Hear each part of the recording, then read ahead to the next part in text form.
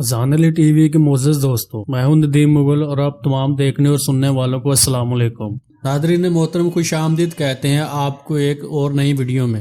नाज़रीन मोहतरम, ये वाक़या 24 नवंबर 1971 का है। तैयारा अपनी मंजिल की तरफ महवे परवाज था। सब कुछ ठीक ठाक था, मौसम की रिपोर्ट भी अच्छी थी। तैयारे के मुसाफिर गर्मा गर्म काफ़ी से लुत्फ़ अंदोज़ हो रहे थे। कहीं भी ऐसे आसार नहीं थे जिनसे ये अंदाज़ा हो सके कि जहाज में किसी किस्म की गड़बड़ होने वाली है। जहाज की एयर होस्टेस मुसाफिरों की गर्म जोशियों का जवाब अपनी मुस्कुराहटों से दे रही थी कि अचानक एक आदमी खड़ा हो गया। इसके हाथ में एक रिवाल्वर था। इस आदमी ने आवाज लगाई, सब मेरी तरफ मुतवज्जो हो, मेरा नाम डीबी कूपर है। दोस्तों, कोई नहीं जानता कि इसका कोई नाम भी था या सिर्फ शराकत के लिए इसे डीबी कूपर कहा जाता है। ये एक अजीब और पुरअसरार इंसान था। नाज़रीन मोहतरम, वीडियो में आगे बढ़ने से पहले हस्बे रिवायत चैनल पर नए आने वाले दोस्तों से गुजारिश है कि वो यूट्यूब के इस मुनफरिद चैनल को सब्सक्राइब करते हुए साथ मौजूद बेल के बटन को दबाकर ऑल नोटिफिकेशन ऑन कर लें, ताकि हमारी हर नई आने वाली वीडियो का नोटिफिकेशन आप दोस्तों तक बआसानी पहुंच सके। तो चलिए बढ़ते हैं आज के मौजू की तरफ। इसके हाथ में रिवाल्वर था, इसलिए सबको इसकी तरफ मुतवज्जा होना ही था। इस जमाने में मुआशरे में तशद्दुद का इतना रवाज नहीं हुआ था, चाहे वो मशरकी मुआशरा हो या मगरबी। और जहाज में सफर करने वाले जिस तबके के लोग होते हैं वो आमतौर पर लड़ाई झगड़े से परहेज ही करते हैं। इसलिए जब उन्होंने अचानक एक मुसाफिर के हाथ में रिवाल्वर देखा तो सब बुरी तरह खौफजदा हो गए। कूपर ने कहा, माफ कीजिए ख़वातीनो हजरात, मैं आप लोगों को ज्यादा परेशान नहीं करूंगा। इसका लहजा भी बहुत सुलझा हुआ था। एक मुसाफिर ने इसके नरम लहजे से हिम्मत पाकर सवाल किया, क्या तुम जहाज को अगवा करना चाहते हो? कूपर मुस्कुरा दिया, अरे नहीं, वो बड़े लोगों का काम है, मैं बेचारा तो एक गरीब मामूली सा इंसान हूँ। तो फिर तुम क्या चाहते हो? कूपर ने जवाब दिया, मैं पैसे चाहता हूँ। अब ख़वातीनो हजरात अपनी सारी रकम निकाल कर मेरे इस थैले में डाल दें। इसने अपनी जेब से प्लास्टिक का एक बड़ा सा बैग निकाला और एक खौफजदा एयर होस्टेस को अपनी तरफ आने का इशारा किया। वो एयर होस्टेस सहमी हुई इसके पास पहुंच गई। कूपर ने कहा, घबराओ नहीं, मैं किसी को नुकसान नहीं पहुंचाता। तुम ये बैग लो और लोगों से रकम ले लेकर इसमें रखना शुरू कर दो, जिस तरह चर्च के चंदे के लिए जाते हैं। एयर होस्टेस ने पूछा, और अगर कोई ना दे तो? फिर तो मजबूरी है। कूपर का चेहरा सख्त हो गया था। अब जो वो बोला तो इसकी आवाज में बेरहमी शामिल थी।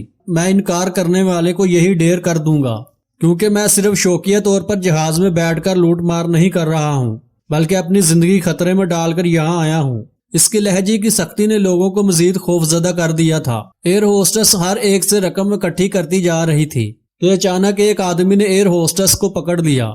इसने बड़ी फुर्ती से एयर होस्टेस को ढाल बना लिया था। इस आदमी ने कहा, कूपर अपना रिवाल्वर फेंक दो, वरना मैं इस एयर होस्टेस की गर्दन तोड़ दूंगा। कूपर बेरहमी से बोला, तोड़ दो। तुम क्या समझते हो कि ये एयर होस्टेस मेरी बीवी या महबूबा है कि मैं इसका ख्याल करूंगा? लेकिन फिर सोच लो कि इसके बाद तुम्हारा क्या होगा। इस आदमी के पास अब कोई चारा नहीं था कि वो एयर होस्टेस को छोड़ दे। इसने एयर होस्टेस को छोड़ दिया। एयर होस्टेस ने खौफजदा होकर फिर से अपना काम शुरू कर दिया। फिर अचानक कूपर के रिवाल्वर से एक गोली निकली और इस आदमी के बाजू में पवस्त हो गई जिसने एयर होस्टेस को पकड़ा था। वो आदमी बुरी तरह चीख रहा था, बस खामोश रहो, यही गोली तुम्हारे सीने में भी मार सकता था, लेकिन थोड़ी सी सजा दी है। अगर यहाँ कोई डॉक्टर है तो इसकी मरहम पट्टी कर दे। इत्तेफाक से एक सर्जन अपने औजारों के साथ इस तैयारे में सफर कर रहा था। वो इस जख्मी की तरफ मुतवज्जो हो गया। एक औरत ने कूपर से पूछा, तुम्हारा क्या ख्याल है, तुम एयरपोर्ट पर उतर कर बच जाओगे? कूपर ने कहा, नहीं मैडम, मैं इतना बेवकूफ नहीं हूँ कि किसी एयरपोर्ट पर उतरने की हिमाकत करूँ। फिर क्या करोगे तुम? कूपर ने जवाब दिया, मैडम ये आपका सर दर्द नहीं है, मैं अच्छी तरह जानता हूँ मुझे क्या करना है। बेचारा जख्मी अपनी मरहम पट्टी करवा के एक तरफ हो गया था। एयर होस्टेस ने रकम थैले में भरकर कूपर के हवाले कर दी। कूपर ने थैले को देखते ही बुलंद आवाज में कहा, अच्छा दोस्तों, मैंने आप लोगों को जहमत दी, अब मेरे चलने का वक्त हो गया है। सब इस सर फिरे की तरफ देख रहे थे। इसने एयर होस्टेस से एक पैराशूट तलब किया। पैराशूट बांधा और उड़ते हुए तैयारे से कूद गया। नाज़रीन मोहतरम, ये तो था इस कहानी का एक पहलू।